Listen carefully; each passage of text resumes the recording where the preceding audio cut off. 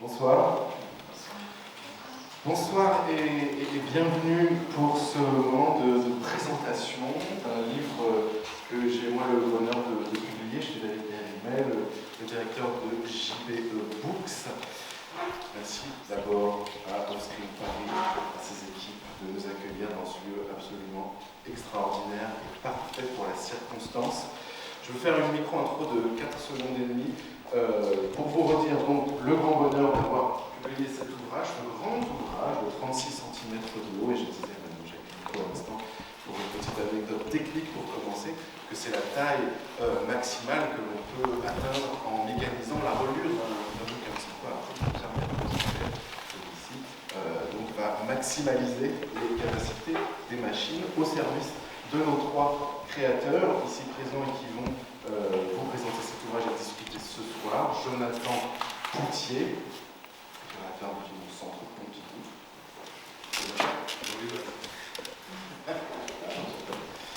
Pierre Léguillon, artiste. Et Roch Degnaud, designer. Qui sont les 3 concepteurs et producteurs de ce projet qui, avant d'être un livre, a une autre histoire, et avant d'être une autre histoire, encore une autre histoire. Ça, c'est ce qu'ils vont vous raconter comme histoire. Pour finir, cette déjà trop longue introduction, le livre sera bien sûr disponible à la vente, là je fais mon métier, juste derrière. Après la conversation, nous aurons l'occasion de boire un verre ensemble si vous le désirez, et d'acquérir cet ouvrage au prix de lancement extraordinaire de 25 € au lieu de 30. Je vous souhaite un bon moment en compagnie de nos 3 invités et artistes, et merci beaucoup. Merci beaucoup, David. C'est un peu l'ambiance. On est là, il se passe des choses dans une église ou une chapelle. C'est à peu près normal. Je peux pour celui-là, on va se partager de façon qu'on va faire tout simple. Voilà. Bon, je renouvelle tous les remerciements. Je suis Jonathan, je travaille au Centre Pompidou. C'est un projet qui désormais un petit peu au long cours, qui a connu plusieurs itérations et formulations. Et j'ai presque dire qu'on est très très émus, très heureux. On remercie évidemment David, toute l'équipe de JBE Books, Offscreen évidemment. D'avoir à la fois nous accueillir ce soir et puis pour JBE d'avoir pris autant de plaisir à penser un livre et d'une certaine manière d'avoir pris un petit peu à rebours ce projet que nous avons conduit tous les 3 avec Roch et Pierre depuis quelques 2 ans maintenant quasiment, qui était peut-être aussi de déplacer la question du livre vers celui de l'exposition, et là on a une sorte de bac, de retour vers une forme qui nous a un petit peu obsédés dans le travail. Alors, je vais juste introduire très rapidement, pour vous donner un peu les aspects de contextualisation peut-être de ce projet, qui a pour titre Do You Know. Ici à l'écran, vous avez une slide. J'allais presque dire que ce projet est parti des trouvailles qu'on peut faire dans des collections de musées, du moins dans les à côté des collections de musées, lorsqu'on procède, comme nous le faisons sans doute en ce moment, à un déménagement. Donc, il y a dans ces 2, pardon, excusez-moi, je suis tombé sur ces 2 carrousels sur lesquels était écrit Do You Know, numéroté 1 et 2. Et en cherchant un petit peu, évidemment, Pierre étant le fondateur du musée des erreurs que vous connaissez, je me suis rapproché d'un expert en œuvre sans nom ou sans auteur pour partager avec lui cette trouvaille, presque j'allais dire. Et puis, rapidement, en croisant un petit peu les références, cette pièce, ces 2 carrousels, partageaient un titre commun avec une émission de radio qui a été produite en 1978, diffusée le 29 octobre 1978, qui avait donc pour titre également Do You Know. Donc de là, l'enquête se poursuit, une certaine manière. Et d'ailleurs, je remercie Jacqueline Co d'avoir partagé un petit peu les archives, parce que ces archives de la création radiophonique sont toujours un peu éparses, c'est compliqué à trouver. Il n'y a pas encore de lieu comme ça où les choses sont rassemblées, c'est un travail qu'il faudrait faire. Et donc avec Pierre qui, à l'époque, lançait un de forme qu'il avait nommée à l'époque zone grise, nous sommes tombés d'un commun accord pour essayer de faire entrer ces deux premiers éléments d'une enquête dans cette zone grise. Je vais peut-être te laisser, Pierre, dire quelques mots, je te passe le micro, sur ce projet qui nous a réunis et dont on va parler après. Bonsoir à toutes et à tous. Oui, donc j'enseigne à la Haute École d'Art et Design de Genève, qui a participé, qui a financé ce projet avec un fonds qui appartient, qui est donné par les hautes écoles de Suisse occidentale, des écoles spécialisées. Donc en fait, là, comme vous avez fait, beaucoup d'écoles d'art sont aujourd'hui rattachées à l'université. Et en tant qu'artiste, on peut déposer un projet de recherche. Donc j'ai déposé un projet de recherche autour de la notion d'original que j'ai intitulé Zone grise de l'original, entre parenthèses, des bifaces au NFT. Donc ça avait l'ambition de couvrir la préhistoire jusqu'à aujourd'hui. Et évidemment, c'était très très ambitieux. Et à chaque fois, je suis allé interroger dans différentes institutions, différents musées de Genève ou ailleurs, des conservateurs de musées en général, des historiens et des historiennes de l'art, qui chacune ont travaillé sur un aspect spécifique autour de cette notion d'original. C'est-à-dire qu'on pourra essayer d'aller vite parce que c'est, comme disait Jonathan, c'est un projet tout à fait tentaculaire. Il y avait beaucoup d'interventions, mais l'idée était de sortir de la notion de faux, c'est-à-dire que notre rapport à l'original en Occident est très lié à la question du vrai et du faux. Et même si depuis la modernité, depuis le début du XXe siècle, et surtout avec toutes les œuvres à protocole, comme il y en a ici d'ailleurs exposé dans les années 70, fin des années 60 et dans les années 70, toutes ces notions d'originalité sont sans arrêt remises en cause, ça reste une chose à laquelle notre culture est très attachée, ce qui n'est pas du tout la même chose, par exemple, dans une conférence autour des estampes en Asie du Sud-Est, c'est des conceptions philosophiques notamment qui sont tout à fait différentes. Alors, je suis allé voir Jonathan en lui disant, dans le cadre du cinéma, est-ce qu'on pourrait voir un faux film? Qu'est-ce que serait un faux film ou quelque chose qui n'aurait pas... le film est un objet dupliqué. On sait, je ne sais pas si j'avais lu un peu sur le Napoléon de la Belle Danse, par exemple, entre autres, mais il y a beaucoup de films comme ça. Donc il existe énormément de versions. Donc il n'existe jamais une seule version du film, comme dans les traductions des livres, les états, etc., le final cut du directeur. Donc, bien sûr, ces questions, quand on commence à aller vers le cinéma expérimental, elles sont encore plus saillantes peut-être qu'ailleurs. Et puis, donc, il connaissait, moi j'ai commencé par faire beaucoup de diaporamas, donc j'ai beaucoup utilisé la diapositive.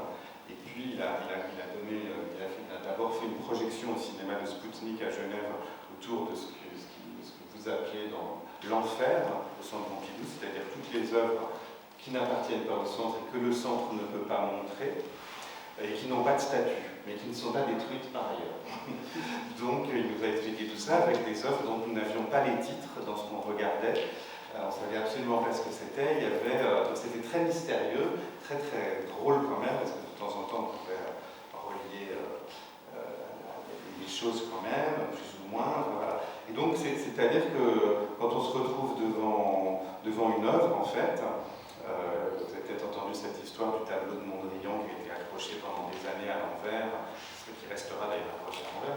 Ça a été dans les journaux, je pense, il y a 1 ou 2 ans. Et donc, pendant des années, tout le monde a regardé ce tableau à l'envers.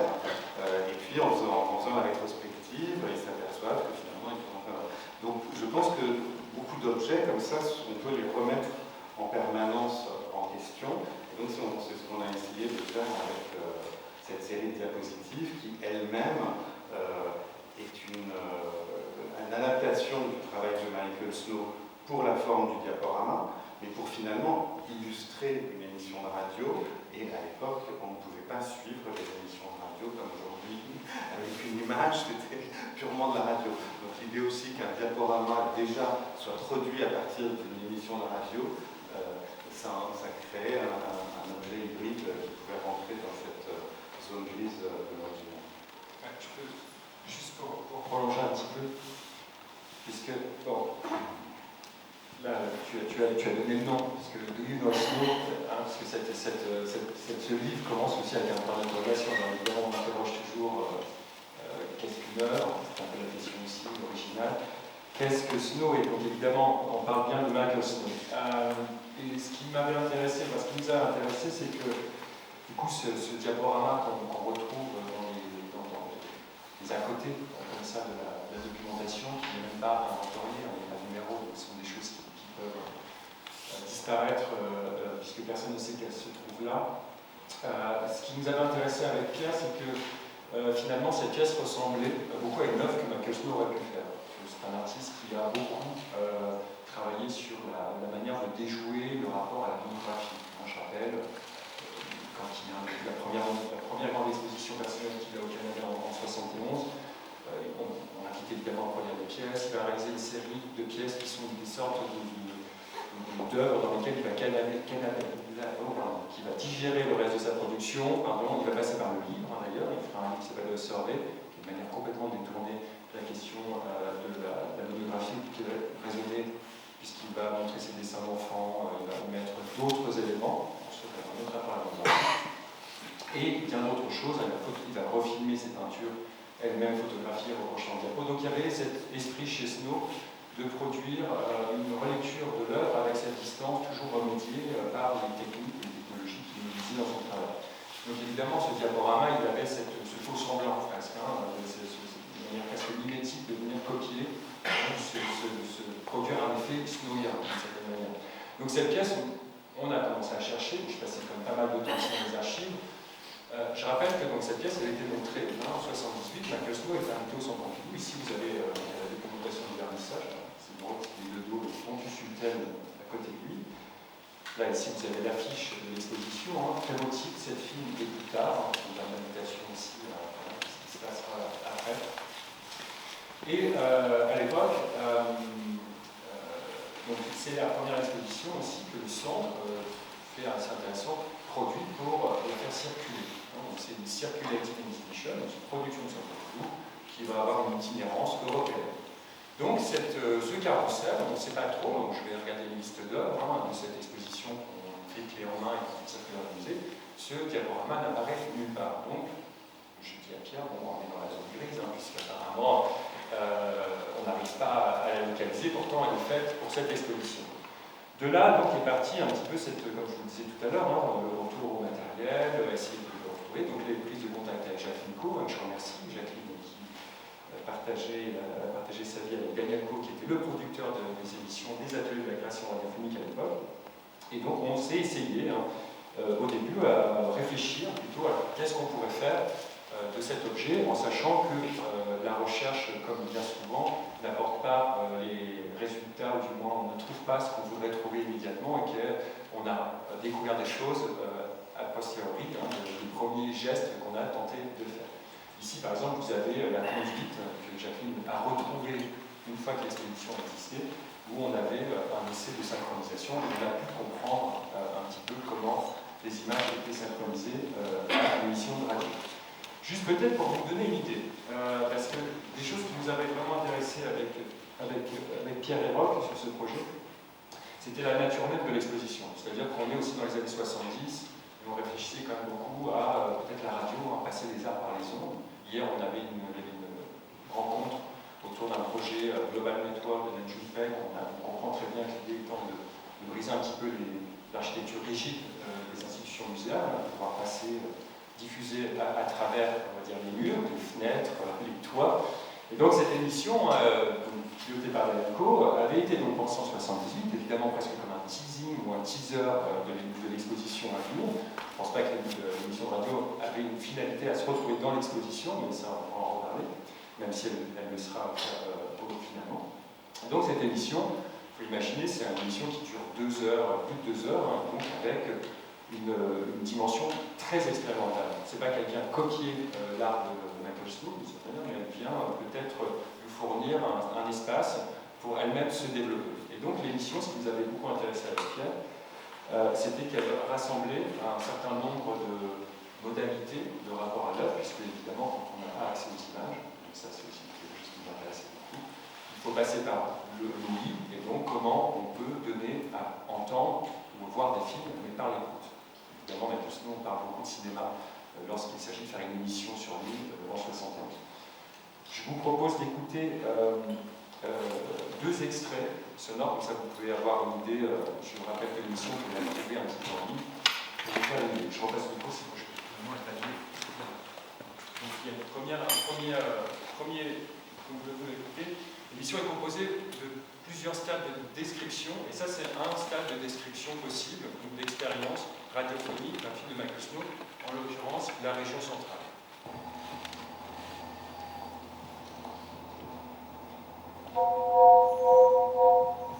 Image. Gros plan en perpétuel glissement du sol, de sa matière, que la caméra surplombe verticalement et sillonne. Cailloux, liquets, dépôts, nappes, débris, formations minérales, moins décrits que pris dans la visée de la caméra, qui poursuit une trajectoire de redressement automatique, lisse, et nous fait accéder à un autre espace beaucoup plus profond, de lacs pâles, qui défilent, des pans de rochers. Les proportions changent. Nous passons de la terre brumeuse au ciel. La ligne de passage longeant le bas de l'écran souligne sa bordure inférieure, comme les lacs trouvaient ses marges latérales.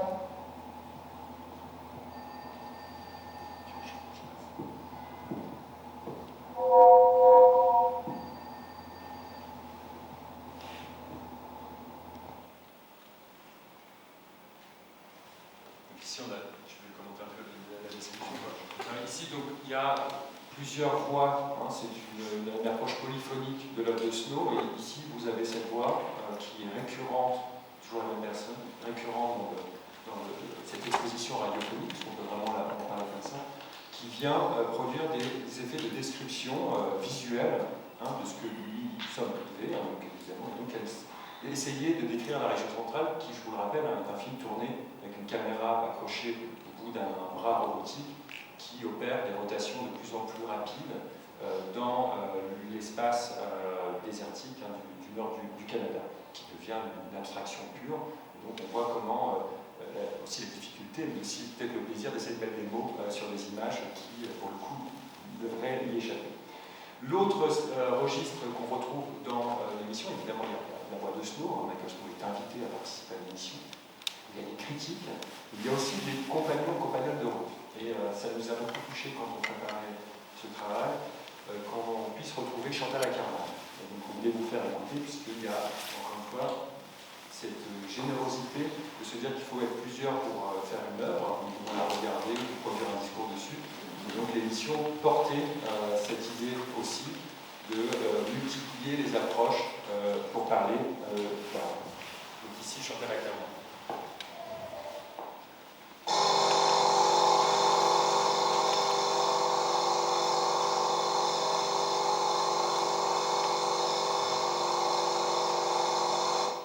Quand je parle de mes films, j'ai parfois peur de donner l'impression qu'ils ne sont qu'une sorte de documentation d'une thèse. Michael Snow, pardon. Il n'en est rien. Ils sont un vécu réel, même s'ils sont figuratifs. La structure d'un film est évidemment importante, et on la décrit parce qu'elle est plus descriptive que d'autres aspects. Mais sa forme, à laquelle s'ajoutent tous les autres éléments, équivaut à quelque chose qui ne peut être verbalisé. Et c'est pourquoi l'œuvre est, pourquoi elle existe. Il s'y déroule un grand nombre d'opérations complexes, dont certaines découlent de la mise en mouvement de l'idée. L'idée est une chose, le résultat une autre. Michael Snow, Film Culture, printemps 1971.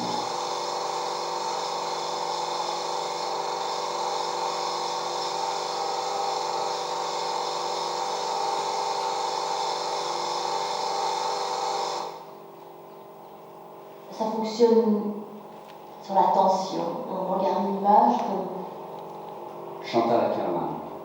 avec une tension folle, une énergie folle, et on se sent rechargé. On ne se sent pas, quand on voit un film de Bergman, on se dit ah là là, voilà le discours du maître, on se sent annulé complètement par ce film, par ces films, et plus de place pour vous donner que Michael Snow. Bon, c'est sûr que le film existe sans spectateur, mais il y a une telle place pour le spectateur qu'on se sent rechargé de soi-même. Puis aussi, je trouve qu'il y a le même genre de tension. Je ne pourrais pas dans les films d'Hitchcock, parce que finalement, les films d'Hitchcock, hors leur narration, il y a une vraie tension, une vraie énergie. Et je crois que Michael Snow, c'est pareil. Il fonctionne sur les structures du cinéma pur. Le temps, le mouvement,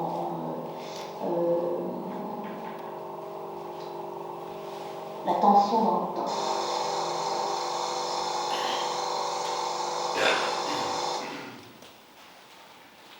Là, il faut que je dise absolument une chose, c'est que, comme disait Valentin, c'est que dans ce projet de recherche aussi, on n'a jamais terminé finalement. Donc non seulement Jacques Nico a retrouvé la conduite, mais depuis, moi j'ai lu un historien de la photographie qui s'appelle David Campani, qui dirige l'ICP à New York, et il a posté sur Instagram le fait que Hitchcock avait vu Wavelength, parce que donc, c'est pour dire que ces cinémas ne s'ignoraient pas à l'époque, et Hitchcock aurait dit, mais moi j'ai déjà fait tout ça. Donc, si vous voulez, pour moi c'est des histoires du cinéma, Chantal Akerman, Alfred Hitchcock et surtout Michael Snow, qui ne pouvaient pas dialoguer. Et j'ai été personnellement très influencé par les histoires du cinéma de Godard, qui était une sorte d'horizon comme ça, pour moi. Ça a été extrêmement important quand c'est sorti, je pense que j'étais étudiant en art à l'époque. Et en fait, je regrettais beaucoup que Godard n'inclut pas le cinéma expérimental, alors qu'il incluait le dessin animé, la comédie musicale, toutes sortes de genres de films qui n'étaient pas forcément... mais il a fait intervenir la comédie musicale dans ses films aussi, mais disons que je trouvais curieux qu'il parle de toutes sortes de cinéma, mais qu'il ignore systématiquement le cinéma expérimental. Donc, dans son tout dernier film, ça se termine par un hommage à Michael Snow quand même, donc il a fini par un peu payer son tribut, mais comme personnellement j'avais quelques velléités à essayer de faire du cinéma expérimental quand j'étais étudiant, je trouvais très très bizarre que systématiquement on coupe ces histoires. Et j'habite aujourd'hui à Bruxelles, donc j'achète souvent des vieilles revues de cinéma, et je me suis rendu compte en effet que plusieurs fois, dans toutes les interviews qu'elle donne, Chantal Akerman dit « Je n'aurais pas fait Jeanne Dielman si je n'avais pas vu la région centrale ». C'est-à-dire qu'elle voit la région centrale chez Jonas Mekas à l'anthologie Film Archive à New York, et donc elle dit plus. Alors il y a d'autres moments dans l'émission et dans le livre que vous pourrez voir, lire, où elle dit que donc on n'essaie pas d'oublier le temps pendant 2 heures, mais qu'on est présent pendant 2 heures. Et donc voilà, ça c'est très particulier. Et j'ai revu, c'est passé à la Cinémathèque à Bruxelles, j'ai revu la région centrale après qu'on ait fait l'exposition tous les 3 ensemble. Et je dois dire que il n'y avait pas du tout le choc que j'avais eu la première fois je l'ai vu au Centre Pompidou, et pas du tout le choc que j'avais eu la première fois. Et j'ai trouvé ça beaucoup moins long et beaucoup plus, comment dirais-je, il y avait le montage, en fait, me semblait beaucoup plus complexe que la première fois que je l'avais vu, etc. Donc je dois dire que aussi, voilà, tout ce projet, on se demande aussi s'il ne faut pas tout ce temps. Là, je n'ai pas retrouvé la référence de Hitchcock, parce que David Campani, c'est pas où il a lu ça, donc il a oublié où est-ce qu'il a lu cette interview d'Hitchcock, où Hitchcock parle, on dit qu'il a vu un film de Michael Snow, mais c'est comme s'il fallait tout ce temps pour que l'histoire puisse s'écrire et qu'on n'est pas capable jamais de se dire mais oui, ces gens se parlent, en fait, ces gens voient les uns et les autres ce qu'ils font. Enfin, moi, je dois dire que c'est complètement antinomique par rapport à ce qu'on a pu m'apprendre dans les cours de cinéma expérimental. Peut-être pour revenir sur aussi, pour prolonger un petit peu, pour avancer dans les choses, pour vous montrer aussi, et on arrive au livre, une vraie question qu'on s'est posée, c'est pour ça que Croc nous a rejoint, revenu dans cette histoire. soir, c'est que très rapidement, avec Pierre, on a un peu, Pierre, tu as dit, hein, tu as fait des diaporamas, c'est un format qui t'a beaucoup intéressé. On a essayé de résister le plus possible à l'idée de la reconstitution. Évidemment, on pourrait très bien reconstituer, même s'il nous manquait à l'époque la conduite pour comprendre un petit peu l'alignement, mais même on aurait pu produire une version alternative. Ça a été dans les discussions du début, mais c'était un fait assez rapidement évacué. Et puis, Pierre, comme moi, je pensais beaucoup à cette époque à la question de parce qu'on a un projet de recherche au centre autour de la typographie et du cinéma, et qui m'avait ramené sur un truc aussi qui était assez personnel, c'est-à-dire de considérer que dans la cinéphilie, beaucoup des films que l'on connaît, nous les avons vus. Et donc, l'histoire du cinéma étant, on va dire, relativement accessible, il y a des cinémathèques, vous avez des DVD, mais si on parle du cinéma expérimental, du film en noir blanc, là, pour le coup, ça va commencer à se raréfier, puisque avec la question de l'économie de ces scènes, de ces pratiques, fait que parfois il n'y a qu'une copie au Japon, une copie à New York, donc à défaut d'avoir soit une numérisation des moyens de numériser, on n'est pas où voyager. Donc pour beaucoup, ce cinéma va circuler à travers les annuaires, comme le gros bottin téléphonique, les coopératives vont en faire, et puis vous avez ces listes comme ça de description avec des films. Moi, ça m'a fait rêver de savoir que des films existent, et pourtant leur existence s'est limitée juste à 4 lignes dans un catalogue avec $5 d'allocation à côté.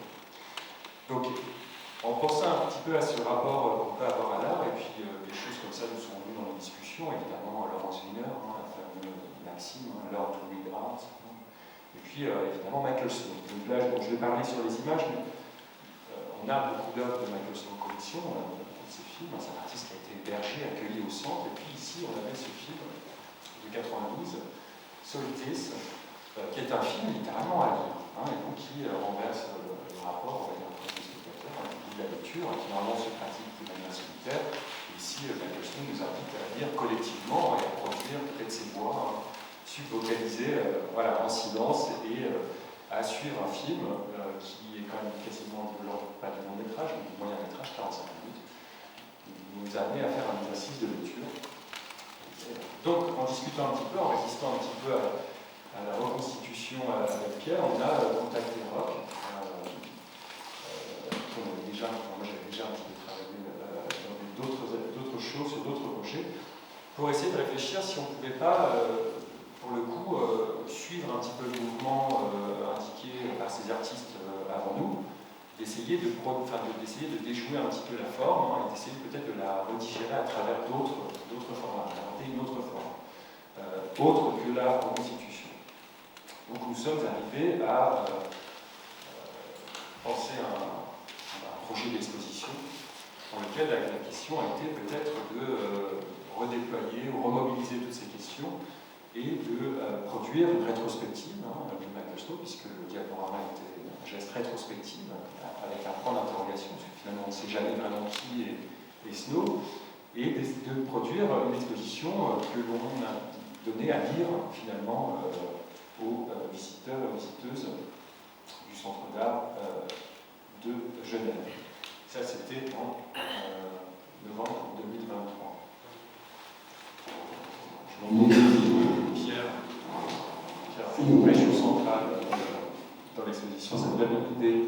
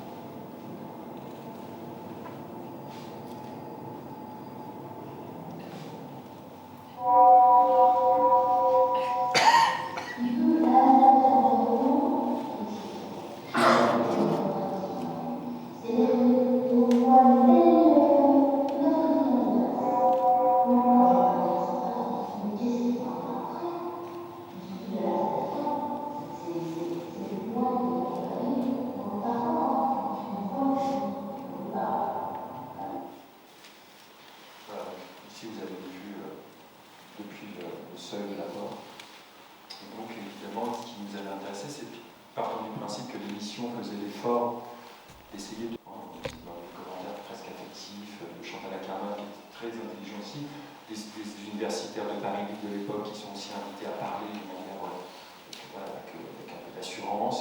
Michael Snow lui-même, qui parle en français toute l'émission, des textes qui sont lus et traduits par des voix autres, ces descriptions dont vous avez entendu tout à l'heure de ce qu'on voit dans les films. Donc on s'était dit, pourquoi pas essayer justement d'utiliser ces exercices de description pour les renvoyer comme le seuil de visibilité de ces œuvres. On ne peut pas en faire des œuvres, mais d'essayer de les mobiliser pour produire ou déplacer peut-être un petit peu la question de l'exposition et évidemment de la renvoyer vers celle de la lecture. Donc là, j'ai peut-être, puisque ça a été un vrai travail, de retaper l'émission de radio, ce qui est un truc toujours assez réjouissant à faire. Et puis, on a surtout beaucoup discuté avec Roch et on est très content aussi que tu sois là pour parler, parce qu'on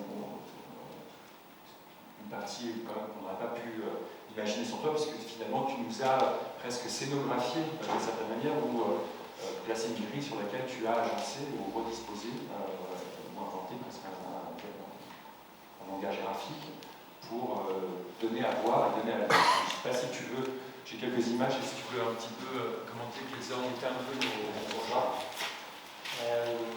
Moi déjà, la première fois qu'on s'est rencontrés avec Pierre et avec Jonathan, ce qui était incroyable, c'est que Jonathan était venu avec justement le catalogue Survey de Michael Snow. Et pour moi, je suis tombé amoureux de cet ouvrage et de la composition typographique et de son caractère très radical, parce qu'il y a même des pages où Snow se permet de réimprimer le texte plusieurs fois à la suite, et en fait le texte devient complètement illisible. Et avec plein de petites subtilités, de petits détails graphiques comme ça que j'ai vraiment apprécié, et c'était vraiment... Au début, quand ils sont arrivés avec ce projet, je connaissais Michael Snow de nom, mais je connaissais très mal son œuvre. Et de voir cet ouvrage et cette radicalité, c'était vraiment une source d'inspiration pour moi. Et notamment, il y a quelque chose que j'ai beaucoup aimé, qui était que dans le catalogue, toutes ces œuvres étaient écrites en capital et soulignées. Et j'ai dit ça, c'est tellement beau qu'il faut qu'on le conserve dans notre projet. Je ne veux pas mimer Snow, mais ça, je veux qu'on le conserve. Et en partant de ça, j'ai comme créé une sorte de langage graphique. Après, j'ai écouté l'émission et je pense que j'étais vraiment le meilleur public pour ça. C'est-à-dire que Pierre et Jonathan connaissaient bien l'œuvre de Snow, avaient vu tous les films de la région centrale, moi je ne l'avais pas vu. Et à la fin des 2h30 ou 3h presque d'émission, j'étais devenu un fan absolu de Snow et j'avais l'impression de connaître de lui, de connaître tous ses films, alors que j'en avais vu aucun. Et encore aujourd'hui, il y en a beaucoup que je n'ai pas vus, notamment la région centrale, n'ayant pas eu l'endroit, le lieu pour le voir. Et je suis fan de Snow et j'ai l'impression de très bien connaître Snow. Et grâce à ce projet. Et donc là, je vais juste parler un peu graphiquement de ce que j'ai essayé de faire, et grâce à Pierre et à Jonathan à mettre en forme, parce qu'ils ont été vraiment ils savaient exactement ce qu'il fallait faire et ne pas faire aussi, m'empêchant un peu de jouer trop au graphiste.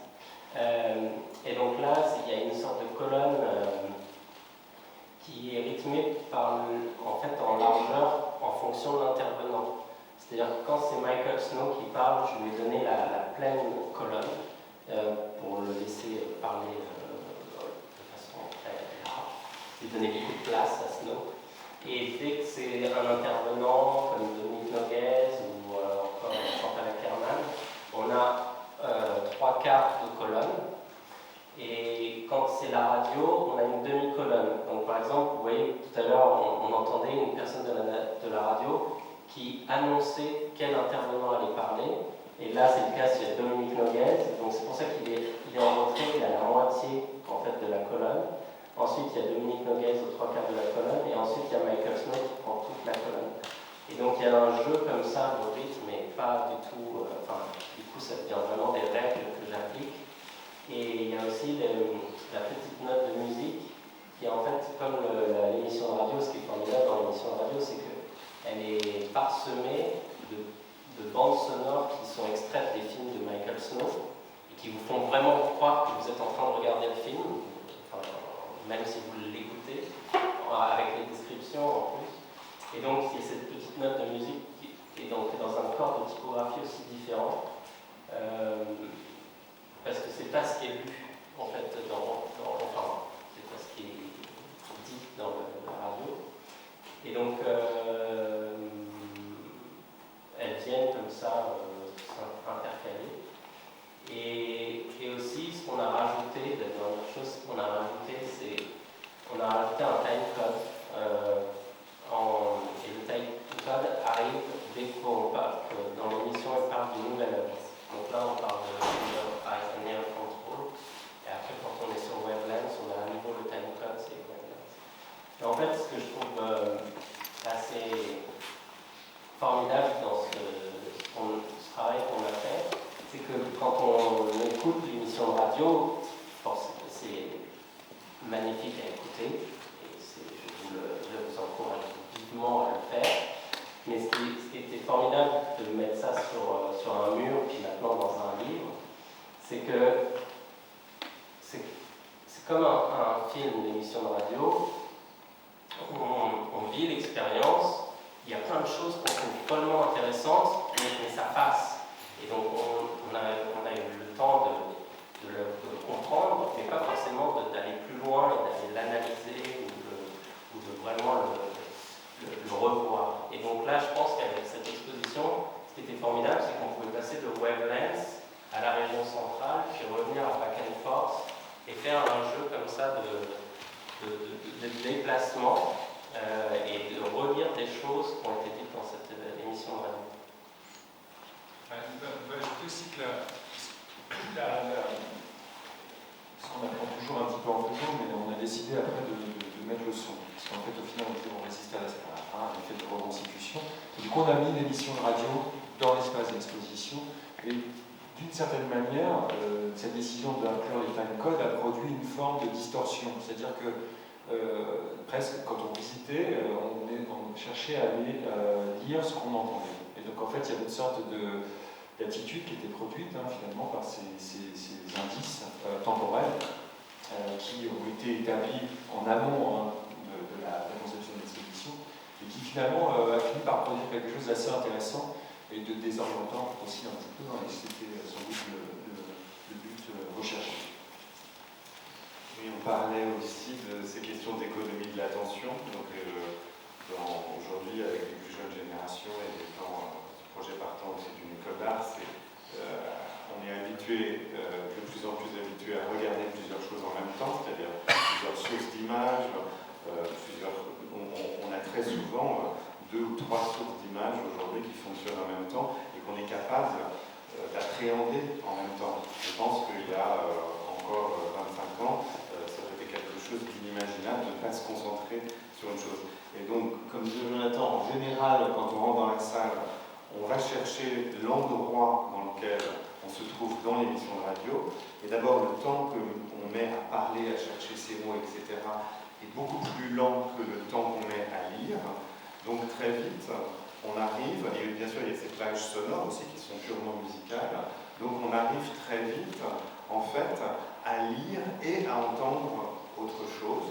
Et donc parfois, tout cela se raccorde et parfois ça ne se raccorde pas, mais on voit, on lit 2 fois plus de choses que si on était dans un médium devant l'autre. Donc ça a été vraiment produit par l'exposition, pas du tout, c'était pas envisagé. Parce que la seule chose qu'on savait, c'est que, comme à l'époque, en plus on n'avait pas du tout la conduite, on ne voulait pas essayer d'associer les diapositives qui donc ont aussi été imprimées et qui apparaissent au tout début de l'exposition, comme finalement une introduction.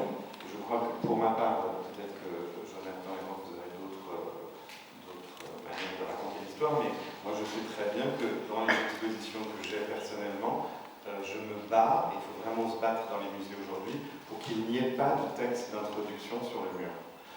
C'est une règle, c'est récent finalement, cette histoire, je vais la raconter, c'est relativement récent qu'il y a ces textes au début des expositions.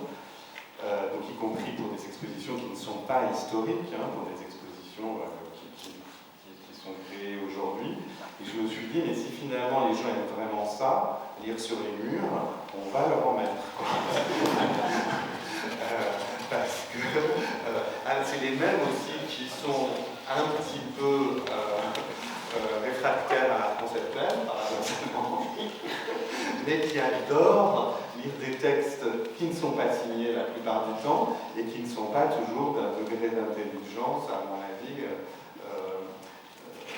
tel qui mérite d'être encore 56 sur des murs blancs. Donc là, finalement, personne n'a lu cette explosion de texte en entier, bien sûr, je ne crois pas. Nous, en tout cas, non. C'est ce que vous pourrez faire avec le livre. Mais par contre, l'expérience que ça produit, on peut rester bien sûr des heures, l'expérience que ça produit, c'est vraiment quelque chose d'une connaissance éclatée, kaléidoscopique, comme ça, et qui correspond à quelque chose, à différents moments de l'émission, bien sûr, dans le travail de Snow, où il disait que donc il voulait produire de la philosophie en cinéma. Faire de la philosophie en cinéma. Donc, je pense que ça revient aussi à ce que Roch disait, c'est-à-dire que finalement, c'est un type de film qui, par la description, nous laisse produire, ouvre un imaginaire tout à fait différent et singulier, et donc qui repose, à mon avis, un peu à l'envers, la question de l'adaptation au cinéma. Beaucoup de films sont des adaptations littéraires. Moi qui suis par exemple un grand admirateur de Max Ophuls, et puis en même temps c'est une hérésie de dire on adapte nos passants au cinéma, parce que la littérature et le vocabulaire sont là pour nous faire produire des images, et des images ouvertes et fixées, et ce qui fait l'intérêt quand même d'un auteur ou d'une autrice, c'est son style, la grammaire, le vocabulaire, etc. Donc si on réfléchit, l'adaptation cinématographique d'un livre, ce qui est quand même énormément dans la production, voire d'un scénario même, que tout ça doit être, que le cinéma ait toujours besoin du texte, c'est encore une chose que Snow détourne, détruit, ou en tout cas, je ne sais pas si c'est le bon mot, mais en tout cas travaille. Peut-être j'ai une autre question pour Roch, parce que là on s'arrête sur cette image qui est prise dans la deuxième, cette exposition a connu une autre formulation, légèrement différente l'année dernière dans la galerie universitaire Michel Journiac, à l'Université de Paris 1, en Merci. L'université qui nous a permis de prolonger un petit peu ce geste, mais qui finalement me permet de poser cette question aussi à Roch, puisque c'était au centre de nos questions. Ça ne veut pas dire qu'il y a du texte au mur qu'il n'y a pas d'écran, puisque notre idée aussi était de considérer l'espace comme un écran. Peut-être dans cette logique post-cinéma, d'essayer de faire écran. Et donc, une des indications qu'on avait données à Roch, notamment comme on est dans l'ordre de l'imprimé du reproductible, c'était que ce papier vienne, ou du moins le layout vienne pouvoir se mouler ou se coller aux aspérités et à l'espace même qui allait héberger l'exposition. Donc ici, par exemple, vous avez les figures, elles sont là, tout est intégré. Et je voudrais juste, peut-être, Roch, est-ce que tu peux revenir sur cette histoire du responsive design qui nous a beaucoup intéressés, puisque finalement, on parle de choses anciennes, enfin, je pense par les années 70, de cette magie de l'art conceptuel, de tous ces mouvements, mais ce qui nous intéressait quand même aussi, c'était d'essayer d'inscrire cette recherche, ce geste politique dans une perspective contemporaine, en sachant que évidemment la question peut-être de la description, ça nous renvoie à celle du prompt, la question comment on produit l'image aujourd'hui à partir de descriptions. Donc il faut savoir décrire pour combien d'images, et les machines produisent elles-mêmes des descriptions pour combien d'images, et puis il y a cette question finalement de ces écrans qui s'adaptent au contenu. Donc ici, je pense que c'était Marc. Voilà, donc avec cette idée, on a tous fait l'expérience de tourner l'écran, le texte va s'adapter à l'écran. Donc cette idée, Roch, est-ce que tu peux nous dire un petit peu aussi comment tu as travaillé sur ça? Oui, mais alors je pense que c'est Pierre qui avait parlé de responsive design le premier, puis je trouvais ça intéressant parce que effectivement on l'utilise tous les jours avec nos téléphones portables et nos ordinateurs, le contenu s'adapte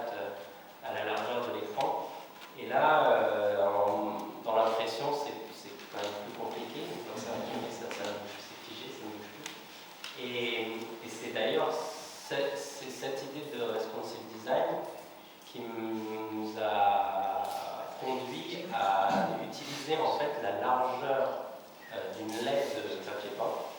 Et donc on a demandé à l'imprimeur quelle était la taille maximale qu'on pouvait avoir en laie de papier peint, c'était 1,25 m, enfin en plus avec les...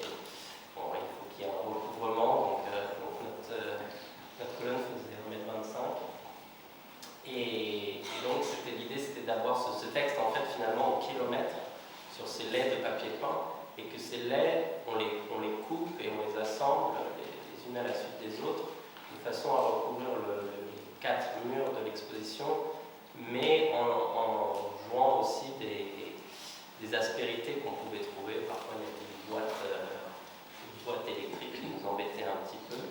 Et donc c'est vrai que comme il y a eu deux versions, au centre contemporain de Genève, c'était assez simple finalement parce que c'était plutôt en white cube, bien qu'il y avait quelques poutres qu'on n'avait pas prévues et qui nous ont un peu joué des tours, mais finalement c'était très, très réussi la façon dont le poseur a mis la laisse contre la poutre. Dans la deuxième version, il a fallu juste déjouer donc un peu ces aspérités de la boîte électrique et donc faire sauter un peu le paragraphe un peu plus bas dans la reproduction du papier peint. Mais c'est vrai que dans notre idée, il pourrait s'adapter à d'autres espaces avec ce système de lait qui s'enchaîne. Oui, je pourrais ajouter qu'aussi au départ, avec cette idée que le texte allait rentrer comme dans un écran, s'adapter à l'espace, c'était une complète idéalisation du white cube, donc du white cube comme écran possible, et que la réalité, ça a été des heures et des heures et des heures de travail de rock pour systématiquement adapter finalement sur mesure, de manière très artisanale, le texte à l'espace. Donc il y a une grande différence quand on fait une exposition entre le concept et la réalité de la pratique qui existait. Et ça, c'était à la fois sur les colonnes, ces histoires de hiérarchie de textes, de titres de films, sur le statut de quoi il est discuté. Enfin, on va rentrer un peu dans tous ces détails, mais ça a été quand même énormément d'interrogations et de questions. Donc, quelque chose qui devait être adaptable, facile, etc., c'est traduit en une aventure aussi, bien sûr, humaine formidable. Et vraiment, je vous remercie ici encore, vraiment tous les deux, et aussi JBE et David, parce que c'est vrai que c'est un espèce de feuilleton maintenant. Je pense que là, c'est la 4e fois que. Mais je suis sûr qu'il y en aura d'autres. Et c'est très intéressant de continuer à voir ces questions d'adaptation. À l'époque, on n'a pas du tout parlé d'intelligence artificielle. Et c'est un visiteur, Paul Louis-Robert, qui est historien de la photographie, pour ne pas le nommer, qui, dès qu'il a vu l'expo, a dit « mais ça, c'est un immense prompt ». On est totalement dans l'idée qu'on peut donner ces descriptions à l'intelligence artificielle, et l'intelligence artificielle va produire les films de Michael Snow. Donc on ne sait pas s'il l'aurait fait lui-même, etc. Mais c'est très intéressant de voir qu'en repartant vers la transcription, parce qu'il y a aussi le travail de transcription au départ, quand on devait transcrire des extraits, et après, Jonathan a dit « mais pourquoi on ne transcrit pas toute l'émission ?» etc. Et au départ, on a, surtout Jonathan, on a nettoyé un peu les scories qu'il y avait à l'oral vers l'écrit. Et puis quand on a décidé finalement de faire la transcription complète, il a fallu remettre tout ça. Donc, vous voyez, et ça c'est très amusé. Les erreurs, c'est-à-dire que ce qu'on considérait comme des erreurs, comme des approximations, comme des inexactitudes, pour coller à la bande-son, il fallait les retrouver. Donc finalement, il fallait les rechercher. Donc c'était... et c'est comme ça que je pense on comprend, qu'on arrive à des formes, finalement. Donc tout ça n'est pas du tout au kilomètre. C'était une façon de le dire. Peut-être, Pierre, quand on a pensé le livre, peut-être on peut revenir, parce que finalement, totalement, tout ça part de la radio, de l'exposition qui se lit, et finalement l'objet livre est presque est là depuis le début, d'une certaine manière. Peut-être dire comment on a travaillé. Avant, je voulais juste ajouter par rapport à ce que disait Pierre, c'est vrai que c'était beaucoup de travail ces deux expositions. Et c'est vrai qu'à un moment donné, j'avais l'impression d'être presque un architecte parce que je faisais tous les plans au millimètre presque des portes, des interrupteurs, de tout dans mes fichiers. Et je me disais, mais je suis un peu loin du design graphique, là, je suis en train de moduler un espace.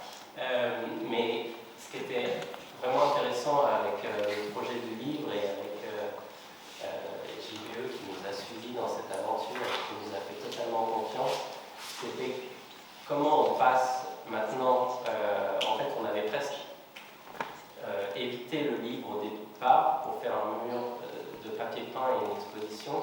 Et maintenant, comment venir dans le livre et qu'est-ce qu'on ajoute? Parce que c'est vrai que ce qu'on n'a pas très bien vu, mais on avait ajouté des projections et des conférences dans le deuxième volet avec un poster qui avait qui avait plusieurs formes.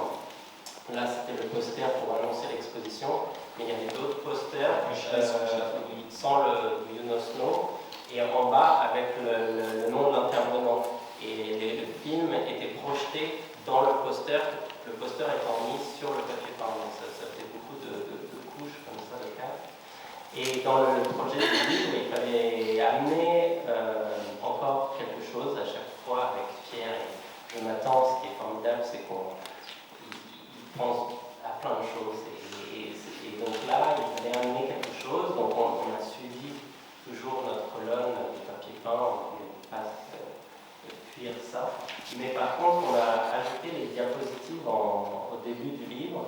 Et en face de ces diapositives, on a laissé une page blanche, ce qui est très rare en édition. Généralement, on suit la page blanche en belle page, c'est-à-dire en page de droite. Mais là, en fait, elle n'est pas totalement blanche, enfin, certaines le sont, mais souvent, il y a un tout petit titre qui indique le timecode et les œuvres qui sont en fait montrées sur les diapositives et qui reprennent le timecode de l'émission. Et l'émission se trouve par la suite en page de droite, et en page de gauche, on conserve uniquement les numéros des diapositives et en se référant au texte. Et c'était volontaire de ne pas mélanger texte et image. On voulait rester dans cette radicalité qu'on avait eue dans l'exposition. Et je pense qu'en fait, c'était vraiment le bon choix, parce que l'objet éditorial je trouve à sa meilleure forme dans cette répartition image-texte.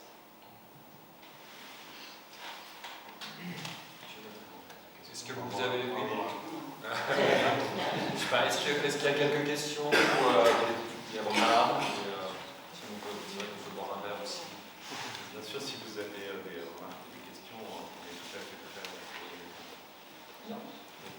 Moi, je voudrais juste dire qu'en effet, lors de l'exposition en 1978, l'émission de radio a été projetée justement avec les carrousels. Oui. Voilà, il y avait vraiment un espace spécial et en effet, donc, tout était rythmé par rapport à ce que j'ai fini par retrouver. Voilà. Et avec un seul écran. Avec un seul écran. Voilà, mais un fondu enchaîné, parce qu'il y avait deux carrousels qui permettaient de faire du fondu enchaîné. Exactement. Voilà. Alors là, on n'a pas la diapositive, mais la diapositive qui indique le changement de carrousel, c'est marqué patienter, la suite après. En fait, c'est une anecdote, mais elle est super. Elle explique aussi un peu l'histoire de cette institution. Elle est de la main de Jean-Michel Bourse. Et Jean-Michel Bourse, en 1978, il était projectionniste pour le Centre Pompidou. Il était beaucoup à la SAIAG parce qu'il était quelqu'un qui venait de Paris, qui s'intéressait au cinéma expérimental, et Jean-Michel Bourse sera le premier conservateur du département film du Musée national d'art moderne. Donc de retrouver son écriture de jeune étudiant qui commence déjà à être dans l'institution. Et donc c'est Jean-Michel Bourse qui a produit les diapositives, qui est venu me le dire, il a remercié dans le livre à la fin, on l'a remis dans le générique, puisque vous avez vu un petit peu, il y a question de la couverture du livre, si on a terminé, hein, on reprend aussi question comme ça de générique qui parlait du texte à l'entrée de l'exposition. Maintenant, on s'en compte, nous mettons les génériques à la fin des expositions. Et donc, les gens sont remerciés. Et donc, on a refait un autre générique, vous verrez dans les remerciements du livre, où Jean-Michel s'y retrouve. Voilà, moi, je n'ai pas plus de choses à ajouter. Je ne sais pas si Jacqueline, je te remercie évidemment pour toute ta complicité.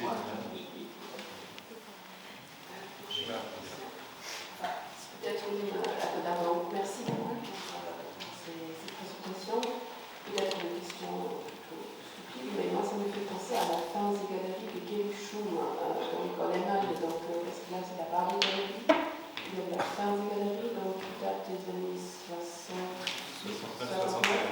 Donc je me demande, est-ce qu'il a pu le voir? Est-ce que Snow l'aurait vu? Oui, Snow l'a vu, oui. Enfin, je ne sais pas comment ça a été diffusé, c'était la télé allemande, mais après il y avait une diffusion. C'était vendu. Oui, Guéluchon, il avait donc une galerie, ça a été produit par la télévision allemande, il y a eu 2 séries, Identification et Lambda, si je ne dis pas de bêtises. Et donc, c'était des formats proposés par lui aux artistes de créer une œuvre qui n'existerait que sous une forme télévisuelle. Et il y a des chances, donc les cassettes étaient par ailleurs vendues, donc on pouvait acheter une cassette vidéo qui devait être lumatique à l'époque, j'imagine. Donc il y a des chances, c'est possible qu'il ait vu, mais ça c'est très... Enfin, moi je ne sais pas. Oui. Oui, totalement. Mais pour prolonger, moi je vous signale quand même que Michael Snow n'est pas à l'initiative de l'émission de radio, c'est Daniel Coe qui est. Et je pense que ce qui est beau, c'est de voir comment aussi un producteur de musique, musicologue, arrive à inventer avec, à côté. Je pense qu'ils ont vraiment travaillé ensemble, ils s'y sont prêtés. Et d'avoir aussi eu l'intuition que Michael Snow était sans doute l'artiste qui se serait prêté le mieux au jeu, de cette rétrospective sans image. Daniel Coe et le Guéluchon. Daniel Coe et le Guéluchon, ça c'est sûr. Et il y a par exemple cette très belle émission aux ACR, mais je ne sais pas si c'est Daniel qui l'a fait avec Marcel Porters, c'est Daniel qui l'a fait aussi. Une immense exposition pour moi qui me fascine. On sait qu'en plus Porters voulait créer un département radiophonique dans son musée d'art moderne, et donc la première salle, on va dire, ou la première esquisse de collection se trouve dans un des ACR. Donc, il y a quand même cette tendance peut-être à cette époque qui évidemment n'est pas sans lien avec toutes les expériences qui échouent. Surtout à l'époque, il y avait des équipes de production et on considérait que pour faire de la radio, il fallait vraiment des équipes se déplacer, du montage, etc. Aujourd'hui, ces équipes, elles se réduisent de plus en plus, voire elles n'existent plus. Donc là, on est vraiment dans un problème en France de la création radiophonique, c'est-à-dire de penser l'espace radio comme de la création. Alors même s'il y a de plus en plus de podcasts qui sont créés, la plupart des gens les font eux-mêmes en autonomie, et il n'y a pas une équipe comme il pouvait exister, et ce qui donnait ce type d'émission très très complexe en fait, qui est presque une œuvre pour moi à part entière. Oui, mais Daniel a toujours considéré que la radio c'était vraiment du cinéma pour l'oreille. C'était vraiment ça, quelque chose qui... Et à l'époque, en effet, il y avait la possibilité de faire des émissions qui duraient 2h40 ou 3h. Donc, c'est des vraies plongées, quoi, comme on ne peut plus avoir. Mais le travail que vous avez fait, c'est très curieux, me fait penser à quelque chose qui est périphérique, mais qui est le travail de Sherlock Holmes qu'a mené Gavin Bryars pour le Titanic, pour le naufrage du Titanic. C'est-à-dire aller rechercher pendant longtemps toutes les archives qui pouvaient exister encore, retrouver, aller interroger les personnes qui étaient des survivantes, etc. Ensuite, construire cette pièce musicale magnifique qui est pour moi aussi quelque chose de très visuel. Voilà, le naufrage du Titanic.